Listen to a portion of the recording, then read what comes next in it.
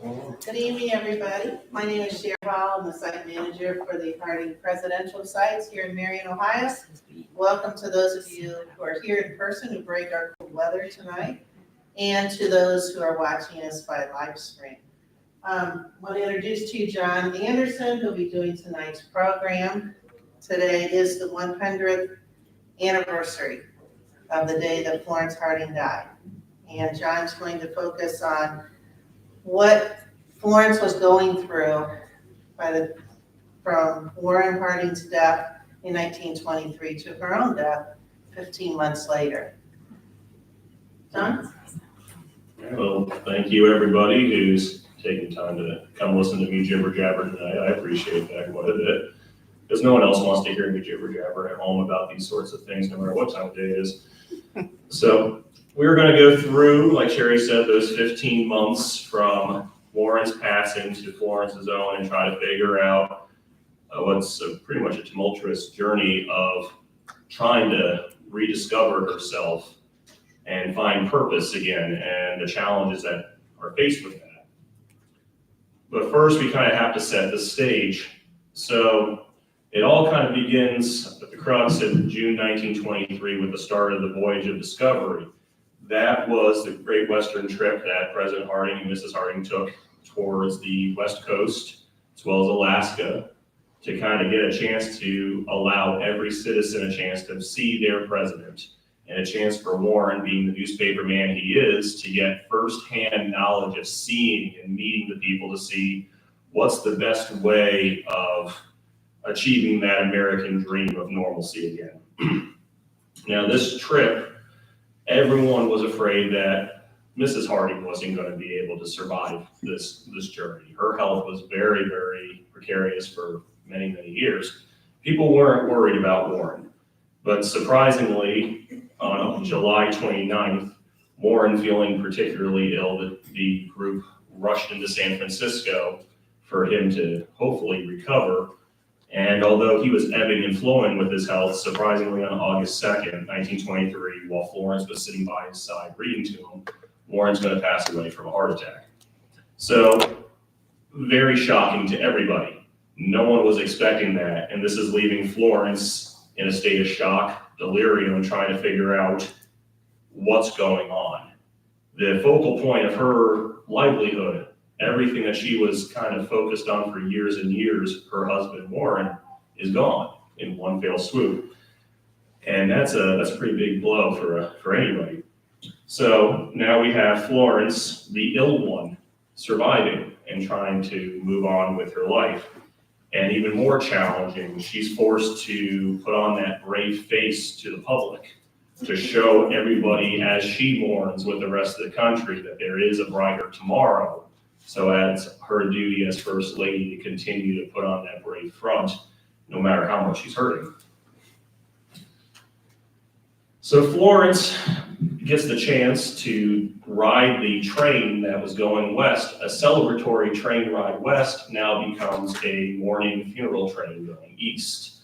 Very, very surreal moment. And Florence, again, championing what should you do to mourn your president? What should you do to allow Warren's wishes of letting the public see and be a part of this together? So for example, as the train's going back east, Florence requests that lights be left on in the train car where Warren's casket is, so as the train's going by, mourners can see that he's there under guard. And Florence is also requesting that the train makes prolonged stops along the way to give everyone a chance to still see Warren and say goodbye. So for example, going through Omaha, Nebraska, more than 25,000 people came to the tracks to see the funeral train going by at 3:15 in the morning. The public was shattered by this. And again, Florence, the wife, is sitting there watching this, trying to figure out her own stuff. Excuse me. The train arrives in Washington, D.C. at 10:22 p.m. on August 7th. And Florence, now again, under the public eye, is trying her best to remain resilient, showing the world that this too shall pass. And Warren will lay in state under the rotunda of the Capitol. On August 9th, Florence and Warren will return to their home in Marion, Ohio. for the hometown to be able to say goodbye to him as well. He'll be placed in the home of his father, Dr. Kling Harding, and the viewings will be going on for city blocks, people coming to try to see him one more time, say goodbye. Warren's funeral will be August 10th. Florence insists that every star employee of Warren's paper and honestly her paper as well as they're together be off to be a part of this funeral, take a role and be able to say goodbye to their editor-in-chief, if you will, and play a role in the funeral, walking behind the hearse and all the honorary guests and pallbearers. She wanted to make sure that everyone had their chance, fully encompassing, to say goodbye, and all the people that are important to Warren be able to say goodbye as well. Florence will say one last goodbye to Warren, walking into the holding vault in the Marion Cemetery, where Warren's casket will be held until the memorial is completed in 1927, and have her one last moment to say goodbye to him, and she will leave amongst a crowd that's sitting there mourning with her. So now we're in the adventure part. What does she do next? Where does she go? What does she do? Interesting question that people don't really think about initially is she doesn't live in the White House anymore. She's not the First Lady. And this is something that will be nagging in the back of her head. So upon returning to Washington, D.C., she intends to be out of that White House as quickly as possible. The Coolidges, the incoming president and First Lady, there's a picture of Calvin there wearing his mourning sleeve band. They're all telling Florence, take your time. They understand this is pretty big stuff. You don't have to rush in. They're very comfortable staying at the Willard Hotel, which has been there where they've been staying for the last 3 years as vice president and second lady. But Florence knows it's time to go. We need to get moving. So Florence is going to start working tirelessly in the private quarters of the White House, staying on the second floor. She's taking all of her meals up there. She's not leaving. She is working. What I love in the newspapers, they're saying she is working deep into the night, which is 10 p.m. So Florence has an early bedtime. But when she's not working on going through Warren's items and her own, she's answering correspondence, trying to respond personally to all the letters of condolences, everything coming through. She is trying her darndest, and you'll see this theme for the next 15 months, to personally express gratitude, sorrow, whatever she can firsthand to people. The Washington Evening Star describes this sad scene of what's going on up there. They said probably the saddest part of Mrs. Harding's present stay in the White House was when she devoted her time to collecting her husband's many personal effects. It was but natural that her well-controlled grief was accentuated as she tenderly lifted articles that had been associated with Mr. Harding and had them carefully placed in the waiting boxes. Florence had every intention of being out of the White House by August 15th. Warren's funeral was 5 days prior. So within 5 days of putting her husband in that holding vault, she wanted out, done, and gone. Now, I really do believe Florence was also trying to, I don't want to say rip the Band-Aid off, but just try to close this chapter fast and move on. And that, I could not imagine trying to piece together everything in a foreign place in 5 days to put away all those items into storage to hopefully figure out whether they go back to Marion, whether they go off to family, whether they go off to wherever she may go next. These are big decisions that any person would have a challenge with and would take time to try to consider, and she's doing it in 5 days while grieving with the nation. So these leads us to questions. What's going through her head? These are questions that kind of through the study and figuring out what is going on that I think she is considering. She's focused on that Warren's gone, her central anchor in her life that most of everything she was doing was focused around. He's gone. That's what else do I focus on? She's concerned they want me out of this White House right now. I need to move. I don't even have a choice. I've got to go now. What about her health? Is she feeling a little bit more basis of mortality after seeing her husband, who was the healthier of the two of them, pass away unexpectedly? Where should she go? What does she do now? What can she do if she's concerned about her health, trying to piece together what options does she have? These are difficult questions that she's not necessarily prepared to answer at that point, but she gives herself a strict timetable to make herself answer. So let's try to attack the first question of where is she going to go?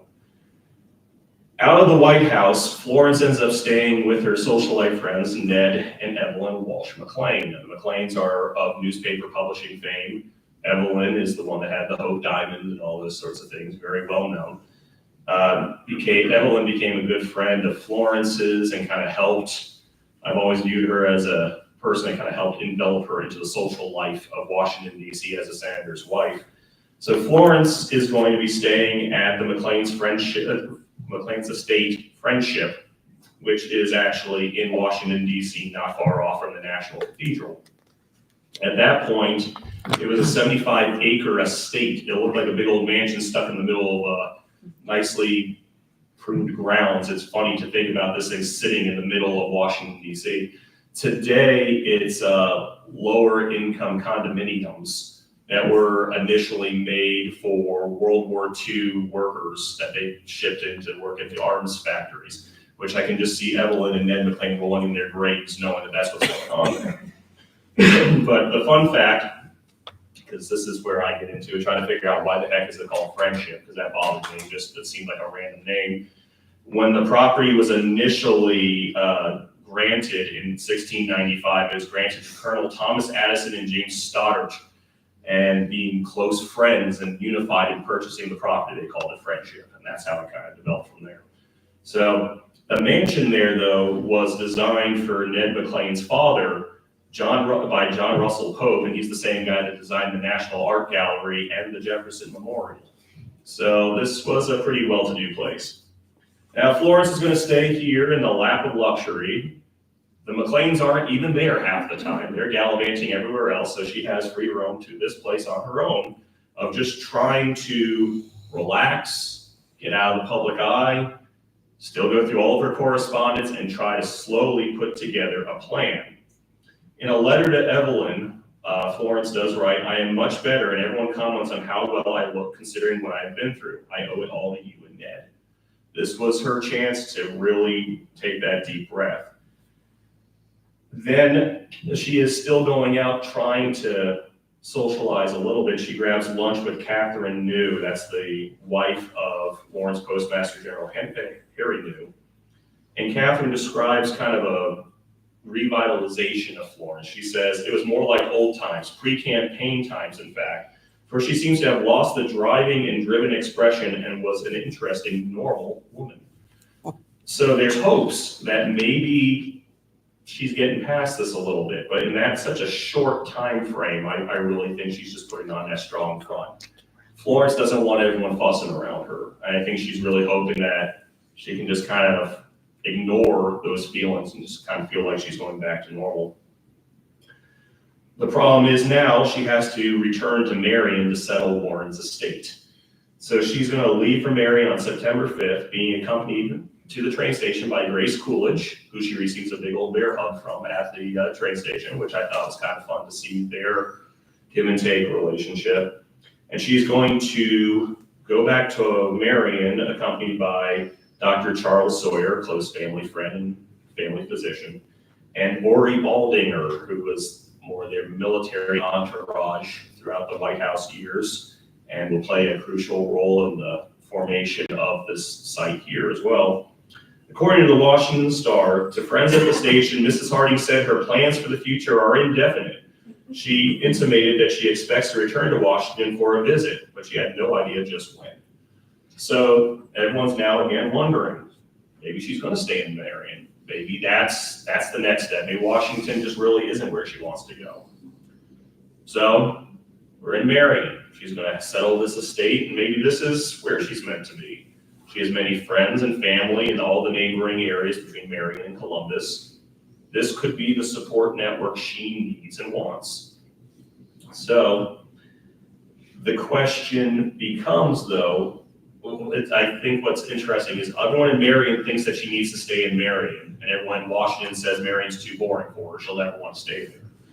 So people like Catherine New believed that Florence was going to be bored. Marion wasn't stimulating enough, was her terminology. So Florence might come here, but this will be like a home base. She's going to go to California, Florida, Europe. That's where she's going to really find that drive and excitement. And of course, Washington, she's going to want to be in that epicenter she was so used to being involved with for the last, what would have been 9 years between being a senator's wife and a first lady, which would make sense. Plus, there's so many people think that Marion would just be too painful for her to walk around. Like if she's mourning in Washington, D.C., Marion, is Warren to a T. There's no way she could avoid those feelings and memories. So if she does stay in Marion, where is she going to go? She can't go back to her house on Mount Vernon Avenue. I mean, she could, but that's going to be Florence's fashion. They had rented the house for the term of Warren's presidential 4 years to local coal salesman Millard Hunt on a 4-year lease. That's the Hunt family in that picture standing on the front porch while they're renting. Now the Hunts said, we'll get out. We understand what's going on, but Florence, in her typical fashion, says, no, I will keep my bargain. I would not think of disturbing you. I can be perfectly comfortable in my brother's home when in Marion. So is she going to be staying with her brother, Cliff Kling? That's the gentleman with the mustache on the right. She would be staying in her father's home, the Kling Mansion off of Church Street, now the Amos Kling Memorial Papa John's, as I like to call it. But which would be an interesting thing when you think of the relationship. She had a struggling relationship with her father, Amos Kling, and all the issues that she felt at upon her return of Marion and courting with Warren. To live back in that house again with her brother would be a very odd feeling. Not impossible, but more than likely, she's going to be staying with the Sawyers. There's Doc Sawyer there on the left and his wife Mandy, very close friends. Ample room at their over at their Sawyer Sanatorium between their own house, or maybe she could stay in one of the cottages on the sanatorium grounds. So there's a lot of options, but no one's really sure how long is she going to really stay. During this time of trying to settle the estate, we're going to see Florence make some interesting decisions. She's going to spend the next 4 months in Marion trying to find some sort of focus, some sort of direction amongst her friends and family. She is regularly visiting Warren at the cemetery's holding vault, and that's going to be something that whenever she's in Marion, she's almost daily going over to say hi to Warren, and I can see her reflecting and trying to find some sort of direction still amongst him. After settling Warren's estate, Florence will find herself in possession of the Mount Vernon home, half of the Marion Star building, and various stocks and securities, as well as dividends from the Harding Publishing Company, which would net her $100,000 back then, or in today, the paltry amount of $17.9 million. So she is going to be able to live quite comfortably for the rest of her life. She will be able to pretty much do whatever she wants. If she wants to travel, she can travel. If she wants to stay, she can. So you would think that fear of self-sustaining yourself is gone. So that should be a relief. Florence is also going to be using this time to tenaciously go through Warren's papers and answer her own correspondence again. So this is going to be the beginning of the Harding paper adventure, of who's going through them, where are the papers, how many papers are there, all these sorts of questions. And while this is going on, Florence, with her health being ups and downs, is probably staying with the Sawyers, who builds an amount of confidence out of friendship, support, and even her own health. So she's kind of in this nice little bubble where she feels comfortable and content to focus on what's going to be her epicenter, Warren, still. How to focus on preserving his legacy, and that starts with these papers. She's going to go through 6 crates of papers and correspondence of Warren's. She's going to use the help of people like George Christian Jr., the close family friend, as well as Warren's personal secretary.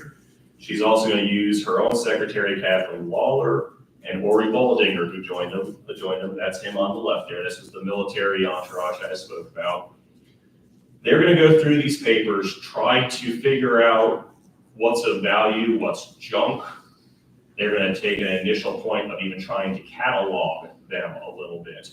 But most importantly, it's just Florence going through just to take that first step as a wife to go through these correspondence, and if it's anything too personal, remove them. And that can seem very controversial in today's world.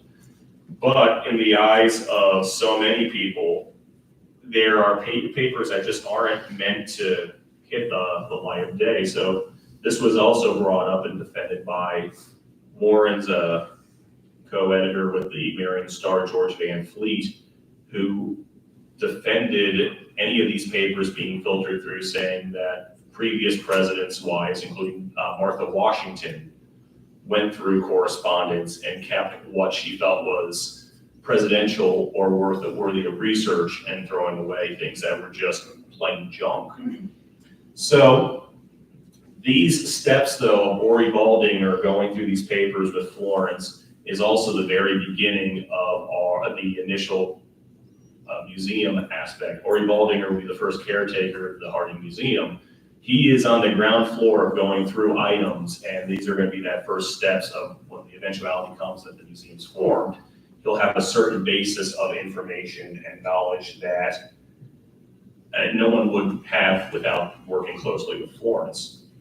So Florence is going to be establishing the basis of this museum. This also includes with her going around Marion sites to seek her own endorsement and approval for this memorial site as well.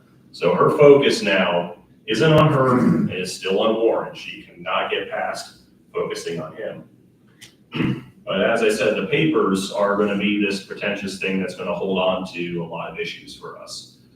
So Florence wasn't ready to pass these papers on to anybody else. She wanted to go through them first. The Library of Congress, who at that point was under the Chief Manuscript Division, was under the control of Charles Moore, requested the papers as early as October, saying, Florence, we know you want to go through them. We know you want to control them, which again fits Florence's personality. But just trust us. We'll hold on to them, and you can still be in control of them, but we'll just hold on to them for you. Florence did not like that idea and kept on finding ways to tiptoe around it, saying, well, I'm not ready to give them to you yet. Or let's wait till I'm back in Washington, D.C. so we can talk about this in person before we decide all this. That being said, she still had no plans of going back to Washington. So it's a good way to just kind of push it under. Then you also have Frank Doubleday, who's the gentleman leaning back in his chair there of Doubleday Publishing, who wanted to publish a serial on Warren, including the use of his papers. And Florence declines that as well. There's this pressure to have these papers released.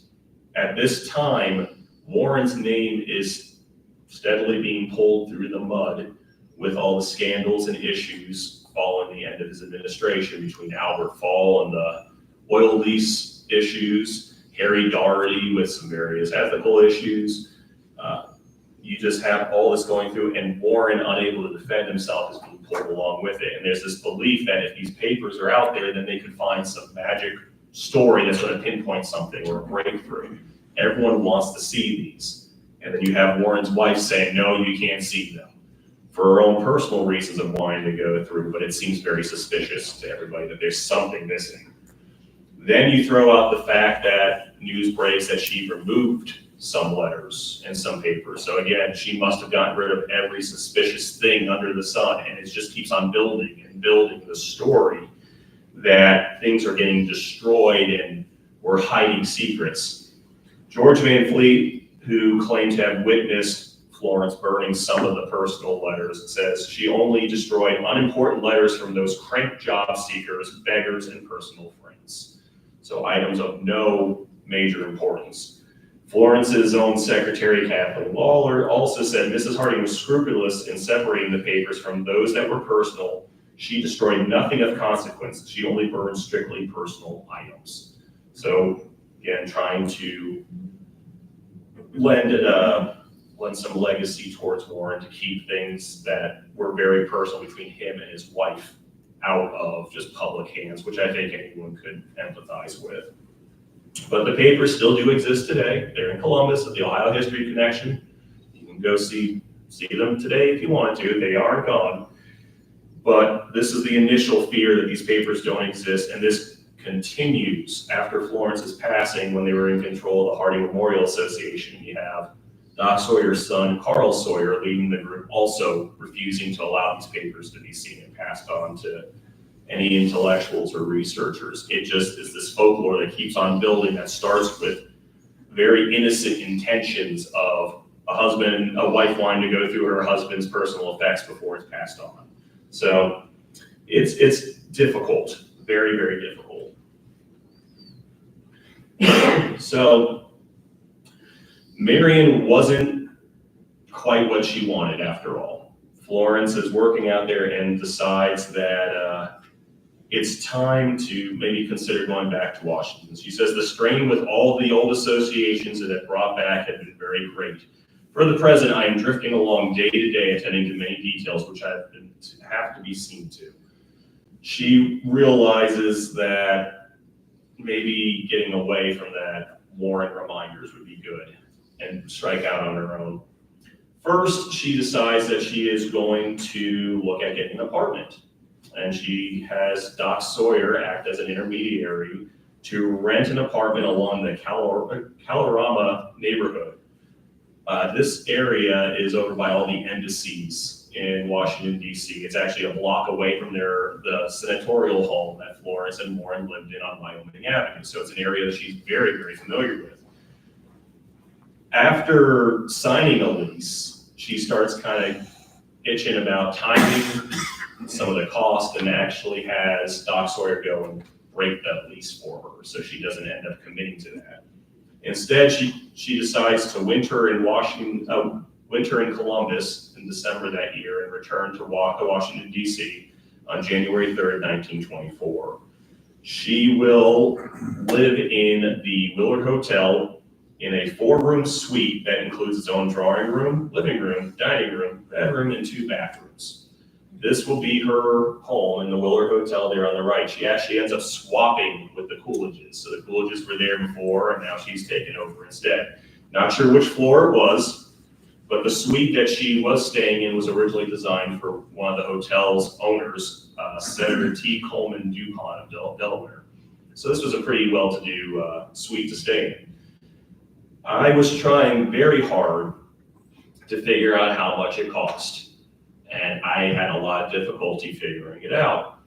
What I do know is the Coolidges, when they stayed there, it cost them $8 a day daily to live in their suites, which was nowhere near as nice as Florence's. So in modern money, that the Coolidges spent $143 a day to live in that hotel for 3 years. Florence definitely spent much, much, much more to stay there every single day in this nice little place. This is going to be her home for the next 6 months. She will focus on writing a biography on Warren, her own memoirs. She is using this time and those focuses saying that she is the only one that can truly tell those stories properly. She is refusing to endorse anybody coming to their doorstep looking for information, saying, I want to write a biography on Warren. I want to write something about what you're going through. And she is saying she refuses to really lift up any of those. She wants to have her time and her opportunity to tell the story herself. And in doing so, Florence is putting herself kind of on her own little island in this hotel suite. According to the Washington Evening Star, during the winter, she had announced that during the winter she will receive friends and entertain them in a quiet way, taking no active part in the social program of the national capital. She will accept no interviews, and she's going to be extremely particular with who comes into her suite to spend time with her. And she's going to very rarely leave the suite. She is isolating herself, focusing on her job. protecting Warren's legacy and focusing on organizing her thoughts. So while she's sitting there, what's next? What is beyond more than just the biographies and the memoirs? Perhaps she will travel. Everyone says she's going to be bored, so get out there, be doing these sorts of things. She has the means to do it. And in fact, there's even arguments and debates on the congressional floor because in 1924, in February that year, this legislation being debated of whether Florence should be receiving a $5,000 annual pension as the widow of a president that died in office. Everyone's saying she doesn't deserve it. Family members of the president never received a pension, but he died while in office, so what are we going to do about it? That has since been resolved. If it happened today, she would have received a $20,000 annual pension, Secret Service protection, unless she remarries, and franking privileges of sending out all of the free postage and letters, which is something that she did receive anyway. As she's working on this endless correspondence that she's trying personally to address, Calvin Coolidge signed a bill allowing her congressional franking privileges anyway, which I'm sure saved her countless dollars. So she is focusing on preserving Warren's legacy, and this is going through the papers, the biographies, helping as playing a role with the Harding Memorial Association. She is, again, very particular of what she's doing. So there's this thought that maybe she'll rejoin the societal scene once she gets comfortable. And that's something that's being pushed by her friend Evelyn McLean. There's a photo of her with McLean up there. And Florence is invited to all these luncheons, but pretty much declines almost everything. She says, all the proprieties and my own inclinations forbid me from taking part in any general or formal affairs except for those of purely memorial character associated with Mr. Harding and his memory this present year. Warren's her only focus.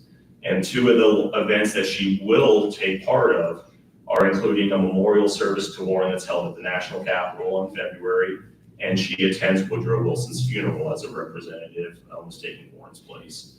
Those are the kind of events that she's going to be taking part of. Everything else, she's not. She's almost trying to fulfill a duty in Warren's place. So while she's going through these papers, she's using Kathleen Lawler. That's her secretary there on the left, looking studiously with her Nez glasses. She's going to keep on trying to hit a rhythm of going through and organizing those facts and what she's up to. But she's still stuck in this limbo, focusing on Warren more than what she's up to. So Florence finds herself still trying to stay engaged, but not really able to. It's a very odd feeling for her that she wants to do more. She wants to focus on what's going on, but she's having a lot of issues of what to do. We see that Florence is trying to continue to focus on Warren's legacy during all these issues of Warren's name being dragged through the mud. So for example, when we have the issues of, that's why it's making no sense, my notes are stuck together. There we go, that makes more sense. I'm looking at this thing saying, where the heck did we jump to Rose Cottage? So, all right.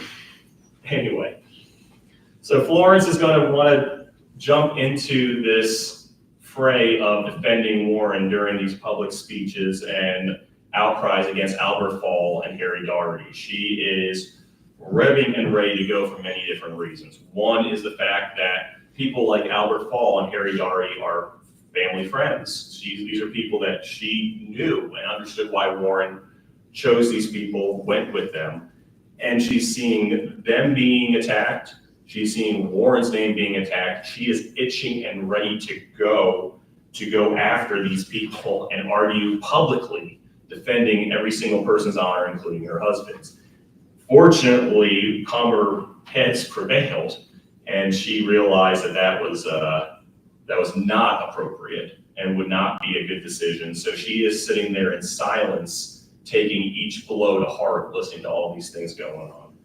Florence is hoping to attend the 1924 Republican National Convention in June in Cleveland, Ohio. She even reserves hotel suites to be able to go and make a presence and hear where the party's going. She is still very interested. And I think she still feels it as a duty to represent Warren there as a presence as well.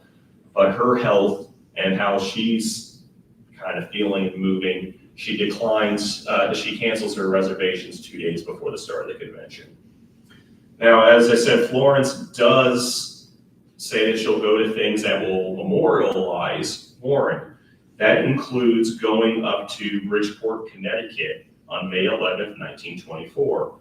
But we see this frail, almost very delicate Florence in doing so.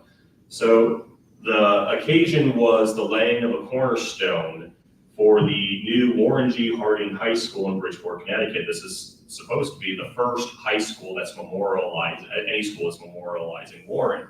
And they asked Florence to come up and lay the cornerstone. She arrives in Bridgeport at 11:24 a.m., accompanied by George Christian Jr. as her, her date for the event, and helping her get through all these items. You'll see she relies on her close network. So you got Doc Sawyer, George Christian Jr., Kathleen Waller. These are people that she's allowing see her as vulnerable as she is to go to these events and be a part of it.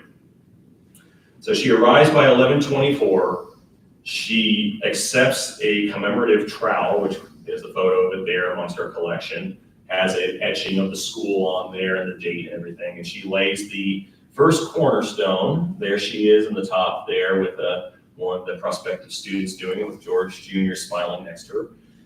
She's in front of a crowd of 5,000 people, students, administrators of the school, big crowd. And she doesn't say a single word. She does what she has to for ceremonial purposes and exits the stage and returns to her train car. Instead, George Christian Jr. speaks on her behalf and says that she expresses herself through, the newspaper said she expresses herself through Mr. Christian as highly honored and pleased. And I think this is very telling. She knows she's not well. She is trying to ignore it. She is trying to push through it. I think she is convinced that if she just focuses on that goal and that work, all this will pass. Her health has always been waning. And if she just keeps on pushing, we can get past it. But the fact that she said nothing and used George Christian as a stand-in for that, I think is extremely, extremely telling. So she is not as strong as she's trying to convince herself or will herself to be.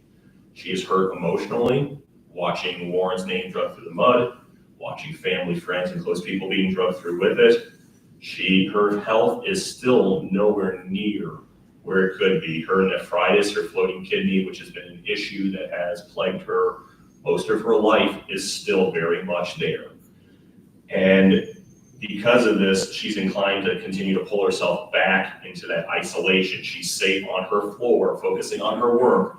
People aren't seeing her, so they don't have to worry about her. She can just focus on Warren. Florence is not a central focus. So as we see this health wane, people that are close to her are saying, Florence, you need to do something. Leave the room. Dr. Joel Boone, who was another one of the presidential physicians that was on the Western trip, is saying to her, go get fresh air, go be involved. They're hoping that if she gets out and about, maybe that will revitalize her. They're always saying that when Florence had the public behind her and the social life, she found an extra spark to push through her health ailments. She's not seeking that this time. She is wanting to be left on her own. And then you have this thought that maybe no one around there would understand or help her. Kathleen Lawler described what she saw while with Florence, saying her old spirit was still dominant, stoutly contending that she could and would soon regain her health. Even so, on many days, only her willpower enabled her to leave her bed. She is not well at all. By July 5th, Florence begins this stretch of nausea and general decline. She's feeling those pains and those aches that have followed her from her kidney ailments and not having the drive to push past it. And because of that, we go back to a standby that she's always relied on to return herself to good health, and that's Doc Sawyer, a close family friend and physician who was always there to ably get her past those health ailments. So, July 19th, Florence reaches out to Doc Sawyer, who at that point was in Marion focusing on the Harding Memorial Association, but he rushes by train to be in Washington, D.C. at the Willard by the 20th in the morning. So I included a picture of him on the horse coming to save the day. And he looks like a little weenie on top of that horse every time he's wearing his little general's uniform, but he looks like he's ready to save the day. So his recommendation is that Washington, D.C. is not the place to be. He can't adequately care for her and help her, and maybe it's too overly stimulating staying in Columbus. So a return to Marion is exactly what she needs. She can stay at the sanatorium, she has her friends, her family, and most importantly, him to care for her. Florence disagrees though. She says, I cannot be reconciled to going back to Marion. I do not want to go. It is wholly unnecessary. I will be all right. I much prefer to remain here. I want to stay here now that we have my work so well in hand. Still focused on correspondence, Florence papers, the biographies, her memoirs. That is her only focus, and is that spark and will to push through. But the question still comes, is that the right choice? Which is right, Marion or Washington? Dr. Joel Boone says that Washington would be better because it's a different stimulating crowd network, and she could receive just as good medical attention in Washington, D.C. as she could from Charles Sawyer, probably better in Washington. But in the end, Doc Sawyer would win the day because Florence relies on Doc Sawyer, trusts his judgment, trusts everything that he brings to that table. And so she leaves on July 21st, accompanied by Doc Sawyer's wife, Mandy, and goes back to Marion for good. So Florence would now make her home on the grounds of the Sawyer Sanatorium at White Oaks. For those of you that are not familiar with it at that time, this is over where Sawyer Ludwig Park, Sawyer Ludwig Park is on the other side of Marion. At that time, it was a compound that had about 6 cottages, administrative buildings. It was a fully functioning compound for people with medical and emotional needs. This place had everything that was a wide array of treatments up to date, including hydro and electrical therapy, as well as surgical facilities as well. It also had a nursing school. So it was a great place to be for health needs if you were going to be in Marion. So she will be under the care of Doc Sawyer. She will kind of be going back and forth. On the top left, that's Doc Sawyer's personal house. If you look on the compound photo, it is the lower right corner diagonal building. That's where his home was. Or she'll be staying in Rose Cottage, which if you look where the Sawyer house is, it's the third building up. That's where she'll be staying between those two, kind of in a dormitory-like setting, or with the Sawyers going back and forth. So again, the thought is she's away from the hustle and bustle. She's closer to Warren. This is perfect. Doc Sawyer can definitely take care of her in this setting. But now we have a whole new set of questions for Florence to be focusing on. She's going to ask herself that she knows her body is failing. She doesn't think she needs to be here. She doesn't want anyone to know how she's doing. She's asking that none of her information is released to the public medically. She does not want everyone to be rushing and concerned about her. she still is focused on how there's still more to do for Warren. And then still on top of that, she knows that she knows she's all alone. She doesn't, even if Doc Sawyer's there, but that loneliness is going to continue to build and build and build. For the final months of her life, she gets regular reminders of her own mortality. So she sees her husband pass in August 23. As this is going on, she sees the shocking passing of a family friend and of both her and Warren, Laura Work, who is the wife of Warren's Postmaster General and Secretary of the Interior, Hubert Work, who suffers a heart attack while driving a car going shopping and dies. So she sees that happen. That was in May of 24. In October, she sees, after a very unexpected brief illness, Warren's Secretary of Agriculture, Henry Wallace, who doesn't feel well, goes to bed and never wakes back up. Then the biggest one that got her in particular was the passing of Doc Sawyer. So the person that she felt that she could trust as a friend for her own health, he is going to take a turn as well. On September 23rd, on the grounds of the sanatorium, Doc Sawyer is out and about and complains about not feeling well. So he seeks his son, Carl Sawyer, who's also working on the grounds, and says, I'm not feeling well. And Carl said, who's also medically trained, says, well, why don't you go rest? I'll find you some medicine. So he helps his father go to his office and tells him to lay down and rest. And by the time he returns, Doc Sawyer has died, also of a heart attack. Florence has now seen two of the most influential people in her life that she really stands upon, her husband and now Doc Sawyer, gone, dead, and she's outlived them all. She's the one that's supposed to have gone first with her health, her well-being.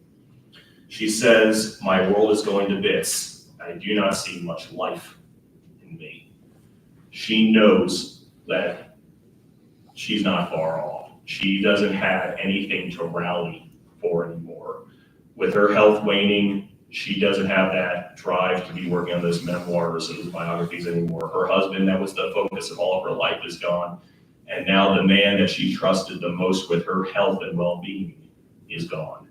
What else does she have left? By October, Florence is kind of finished with anything public. She's still going to see Warren over at the cemetery. October 16th is the last time she'll make a public appearance listening to the U.S. Marine Band in the front of the porch of Rose Cottage. It is said that following the death of Henry Wallace, that Florence went to bed on October 25th and never got back out.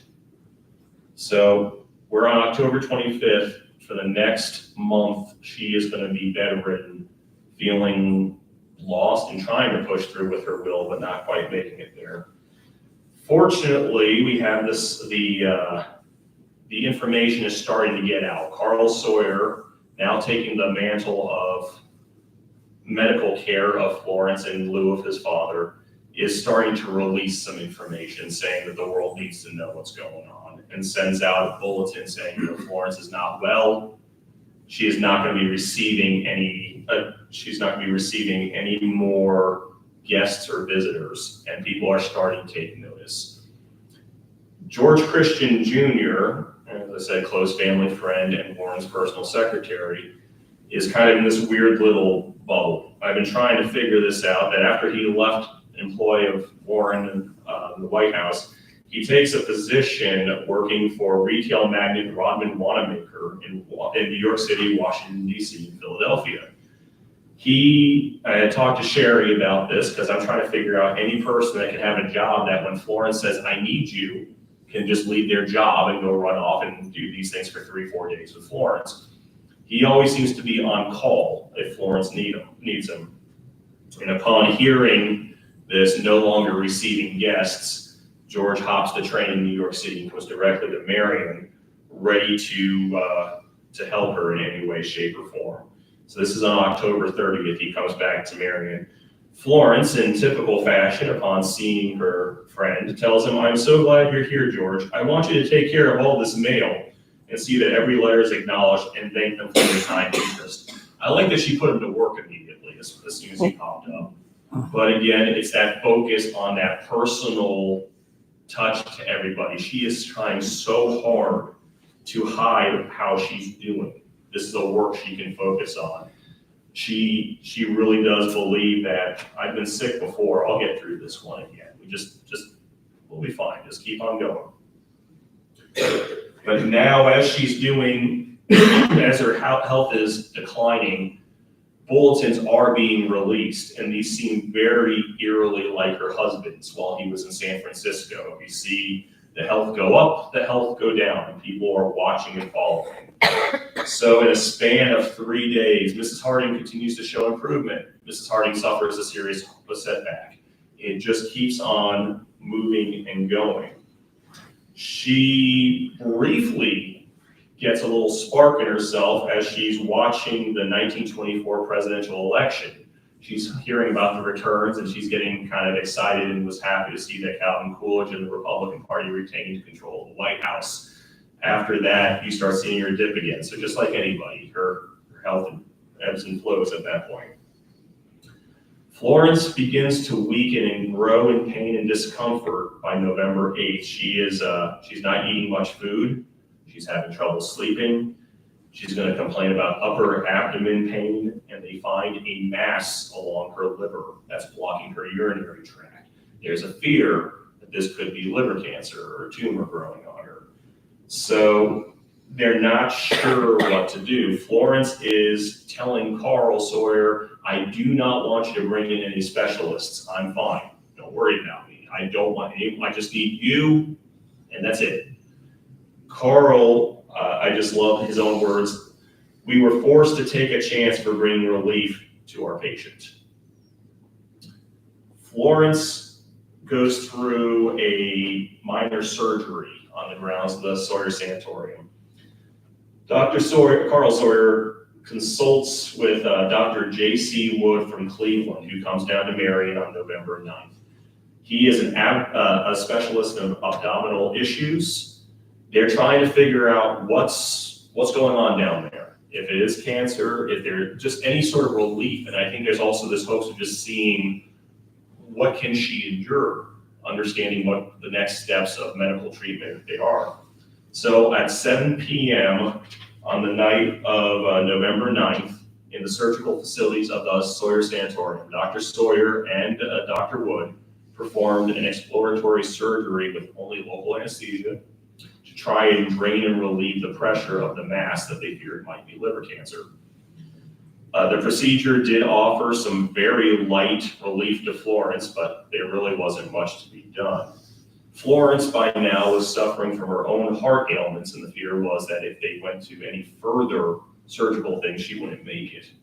So the doctors announced to everybody that the procedure went okay, and Florence was remaining courageous and hopeful.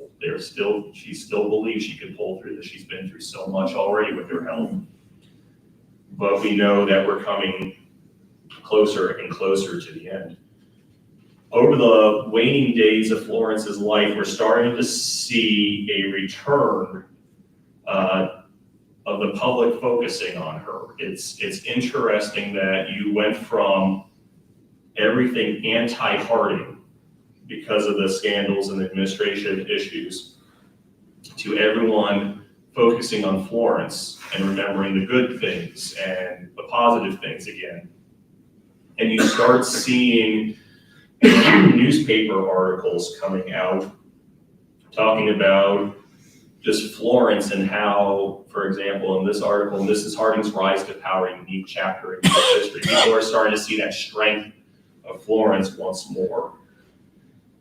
Over this time, Florence's lucidity is kind of coming and going.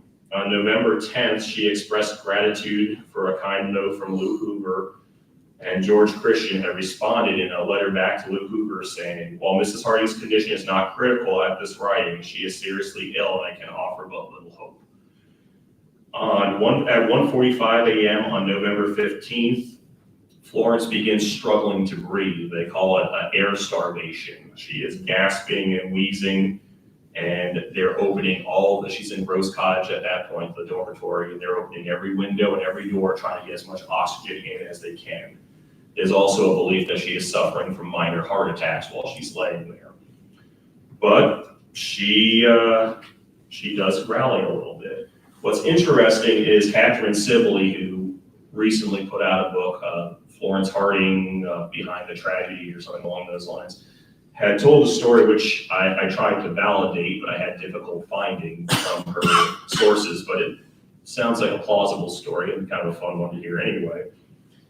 Everyone in Marion and the world is knowing Florence is on the brink of death, and they're watching and waiting. And the local Lutheran church, the Emmanuel Lutheran Church here in Marion, had rung its church bells, apparently tolling the death of a church member. And everyone was convinced that was everyone announcing that Florence was dead. So the Star office was bombarded with phone calls of people asking, did Florence pass and all that. A plausible story. I can't find it, so take that for whatever it's worth with it. We'll see with that. By November 19th, though, Florence is barely conscious. At 3 a.m. on the 20th, Florence showed her last signs of alertness when she whispered her happiness from receiving a telegram from the Coolidges expressing their hope for a speedy recovery. By 4 p.m. on the 20th, Florence's pulse would dip and her breathing would labor. She was surrounded by 5 people that you can tell, meant a lot in her life, and that's very telling. You have George Christian Jr. there with her. Down on the left, that's Abigail Harding, Florенce's sister and her sister-in-law. She has her brother, Cliff Kling. On the top right, that's her daughter-in-law, Esther DeWolf Neely, her son, estranged son, Marshall's wife. And then, most importantly, you have Dr. Harding Sr. there as well, her father-in-law, showing again that embrace that the Hardings had towards her. These are the 5 people that are surrounded with her, trying to say goodbye. I asked the question, though, where her other brother Vitalis, who always seems to be slightly aloof, and maybe he just couldn't handle the situation. It's hard to say, but Tal wasn't there, which has always been something that's kind of surprised me. Florence Kling Harding would pass at 8:55 a.m. on Friday, November 21st. Carl Sawyer announced her death to be caused by chronic nephritis and myocarditis. I even wrote this down phonetically to get myself there. Myocarditis. I know Dr. Harding, I know if you're listening to this down in South Carolina, you're probably rolling your eyes right now, I think. With evidence of hydrophrenosis. In other words, she had an inflamed failing kidney, swollen, backed up with urine, and an inflamed heart that couldn't pump blood throughout her body anymore. Florence is gone, and the world that was waiting for it to happen and watching her decline finally got the finale to it. Florence's wishes were to have a simple ceremony and be buried in a winding cloth like a silken shroud wrapped around her body. She was brought to the house of her niece, Hazel Longshore, on East Church Street, where it's actually where our parking lot over here is currently. So you can see what the house looked like at better times. By the time we took over the property, it definitely did not look that nice. But 12,000 visitors came to Marion to say goodbye to Florence. On Saturday from 4 p.m. to 10 p.m. and Sunday from 8 a.m. to 9 p.m. They had open calling hours for everyone to come by and see. Her funeral was held at Epworth Methodist Episcopal Church, led by Reverend Jesse Swank, on Monday, November 24th. The same place and the same reverend as Warren's own funeral 15 months prior. All businesses were closed and thousands lined the street to say goodbye to Florence as she was taken to the Marion Cemetery to rest beside Warren. Here she would also be watched by an honor guard, just like Warren, and finally have her peace being beside her husband. Following the closing benediction, the Columbus Republican Glee Club sang "The End of a Perfect Day" by Carrie Jacobs Bond, one of Florence's favorite songs, followed by taps. And if this works right, I'd like everyone to kind of hear a little bit, but it's going to make me listen to an ad first. Use this for one more second. There we go. This was one of Florence's favorite songs that she asked that they play for her funeral. We'll listen to a little bit just to kind of give you a sense of what everyone's hearing during this funeral.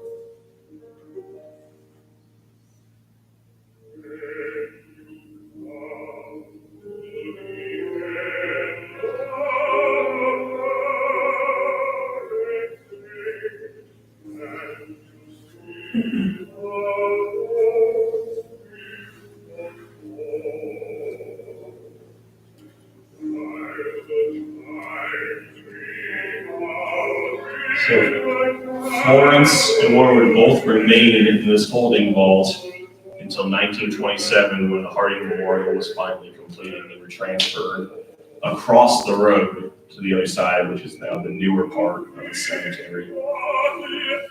Okay, let's see if this thing, yeah, that might actually work this time. I had troubles with this in the last time too. Oh, come on. Okay, well, either way. Florence Harding left a legacy following her passing, one built off of determination, drive, and hard work. And it's because of her that we are here today. And when she left Warren and where she left her home and their belongings, the Harding Memorial Association, where it could be shared and studied today at what is now the Warren G. Harding Presidential Sites.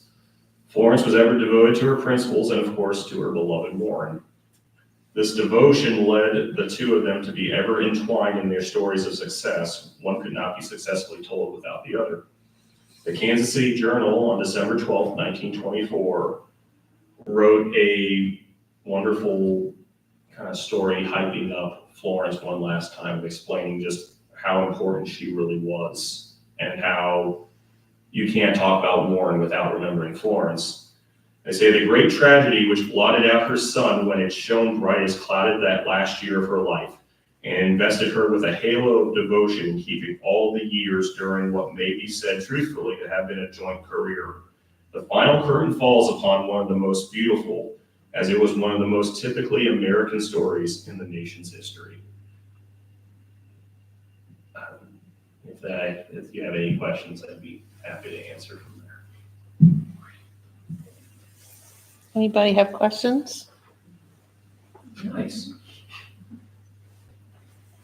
Okay. Well, John, thank you so much for all your research. Appreciate it. And for those of you tuning in online, we appreciate you joining us tonight. The only other thing I want to mention is Holidays with the Hardings is coming up on December 14th. Tickets are on sale. And that's an annual event where we have a very lavish buffet and program about the Hardings Christmas traditions. So you can go online through our website and buy them online tickets, or you can come in person to the site and buy them, or call us on the phone and we'll take care of them that way. So thank you very much for coming tonight. Thank you. Thank you.